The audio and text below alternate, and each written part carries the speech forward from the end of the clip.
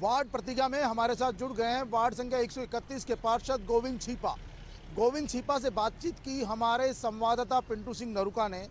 आखिरकार गोविंद सिंह नरूका ने जनता जनार्दन से क्या वायदे किए थे, उन वायदों को पूरा करने के लिए वो किस तरह का प्रयास कर रहे हैं।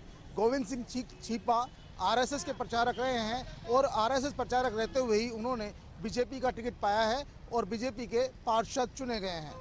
हम बात करेंगे जयपुर ग्रेटर नगर निगम के वार्ड 131 से बीजेपी पार्षद गोविंद छीपा ने कि आखिर उन्होंने चुनाव के दौरान क्या प्रतिज्ञा ली थी, क्या ऐसे वायदे थे जिनको ये प्राथमिक तौर से लेते हैं और उनका सबसे पहले समाधान करेंगे। सबसे पहले गोविंद जी, स्वागत है आपका एवन टीवी पे। बहुत बहुत धन्यवाद। आपने आखिर चुनाव के दौरान आपने क्या प्रतिज्ञा ली थी, क्योंकि चुनाव के दौरान जब नेता लोग जनता बीच में जाते हैं वादे करते हैं, लेकिन कुछ नेता प्रतिज्ञा लेते हैं कि अगर मैं निर्वाचित होकर आऊंगा तो सबसे पहले ये काम करूंगा। आपकी क्या प्रतिज्ञा?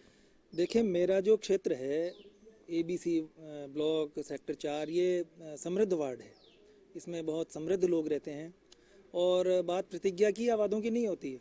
प्रतिज्ञा तो भीष्म पितामह ने भी ली थी और भीष्म पितामह की प्रतिज्ञा के कारण ही महाभारत का युद्ध हुआ। इसलिए मेरे से तो न तो किसी ने वादे मांगे न मैंने वादे किए, लेकिन ऐसा नहीं है कि मैंने काम करने का कोई उनको किसी तरह का कोई बात नहीं गई। जो मुझे वहाँ लगा, ये जो हमारी कॉलोनी है मालवीय नगर, ये 84 की बनी हुई है। इसमें सीवरेज की समस्या है। हालांकि मुझे कहा नहीं किसी ने, लेकिन मुझे लगता है क्योंकि मैं वहीं का निवासी हूँ। आए दिन जो लाइनें चौक होती हैं, क्योंकि उस समय छोटी छोटी लाइनें, उस समय तत्कालीन जो आवश्यकता थी उसके अनुसार लाइनें डाली हुई हैं। अब वो 40 साल पहले की लाइनें हैं, आज वो सर्वाइव करना उसमें बड़ा मुश्किल है। तो मैंने सोच रखा है, मैंने एक तरह से आप यूँ कह सकते, मैंने प्रण ले रखा है कि अपने इस कार्यकाल में मैं पूरी कोशिश करूँगा कि वो लाइन नहीं डले, ताकि लोगों को, आम जन को जो रोज़ रोज़ की सीवरेज जाम की समस्या है उससे मुक्ति मिल सके। दूसरा ये है कि हमारे पार्कों में लाइट की थोड़ी सी प्रॉब्लम है। उस वजह से क्या होता है कि असामाजिक तत्व वहाँ पे जमावड़ा कर लेते हैं, लाइट अंधेरा होने का फ़ायदा उठाते हैं।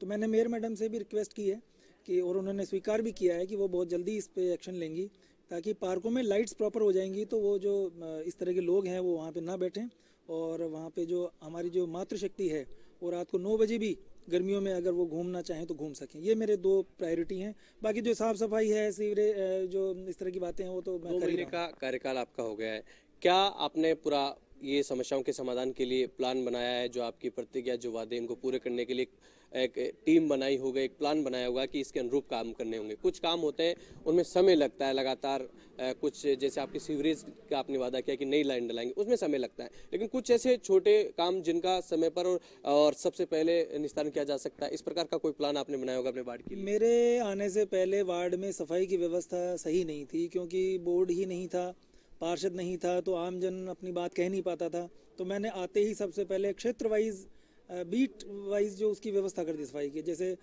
ए ब्लॉक में सफाई होगी सोमवार को, बी ब्लॉक में मंगलवार को, इस तरह से मैंने बांट दिया ताकि किसी को ये नहीं लगे कि हमारे यहाँ सफाई नहीं हो रही है। और कम कर्मचारियों भी, मैं ये कहना चाहता हूँ कि जो कर्मचारियों की संख्या है ये बहुत पहले ही जुलाई अगस्त में ही बहुत गलत तरीके से वितरण इनका किया गया है। मेरे पास तो फिर 25-26 कर्मचारी हैं। कई वार्ड तो मुझे वहाँ पता लगा, मैंने डीसी साहब से बात की इस पर, तो उन्होंने कहा कई वार्डों में तो 8-9 कर्मचारी हैं। तो कि गोविंद जी, आप वहाँ कैसे काम हो रहा है कोई सोचो। तो मैंने कहा सर, ये तो आपको सोचना है। जहाँ कम कर्मचारी हैं और जहाँ 40-40, 45-45 कर्मचारी भी दे रखे हैं, तो ये भी हम नियमित करेंगे। अभी बोर्ड की पहली बैठक होगी, मैंने माननीय सौम्या जी से भी इस पर चर्चा की है, ताकि ये नियमितीकरण हो और सब वार्डों को एक सही रूप से जो उसका क्षेत्रफल है उसके आधार पर कर्मचारी दिए जाएं, ताकि सफाई की व्यवस्था सुचारू रूप से हो सके। एक सरकार आपकी नहीं है और अभी से जो आपने कहा कि कर्मचारियों की बात है, ये आरोप प्रत्यारोप की राजनीति शुरू हो गई है। ऐसा नहीं हो कि इसका नुकसान जनता को हो, किस प्रकार से इसका समाधान रहेगा, जनता के बीच में आप काम कर पाएंगे? देखिए भैया, मैं तो न तो आरोप लगाता हूँ न प्रत्यारोप लगाता हूँ। काम इसलिए अटकता है कि आपको काम करवाना आता नहीं है। आता नहीं है मेरा सेंस, उससे कोई दादागिरी वाली बात नहीं है। आपको ये पता होना चाहिए कि कौन सी फाइल किस टेबल से कैसे मूव होती है, वो कोई नहीं रोकेगा।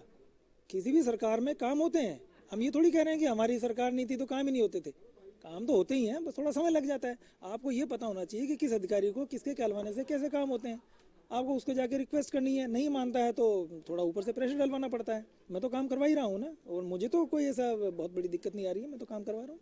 तो ये है बीजेपी के पार्षद गोविंद छीपा, जिन्होंने जिनका कहना है कि सभी सरकारों में, चाहे बोर्ड हो या ना हो, चाहे उनकी पार्टी की सरकार हो या ना हो, सभी जनप्रतिनिधियों के काम होते हैं, बस उनकी मंशा होनी चाहिए। और इन्होंने भी ये प्रण लिया है कि इनके वार्ड में इनका जो इलाका है वो पोस्ट इलाका है, लेकिन कहीं ना कहीं वहां पर जो सीवरेज है, जो पुरानी लाइन है, वो उसमें चोक होने की दिक्कत ज्यादा आती है। ऐसी स्थिति में उन्होंने एक प्रण लिया है कि वो पूरी सीवरेज लाइन को एक नई लाइन करवाएंगे और इसके लिए इन्होंने काम करना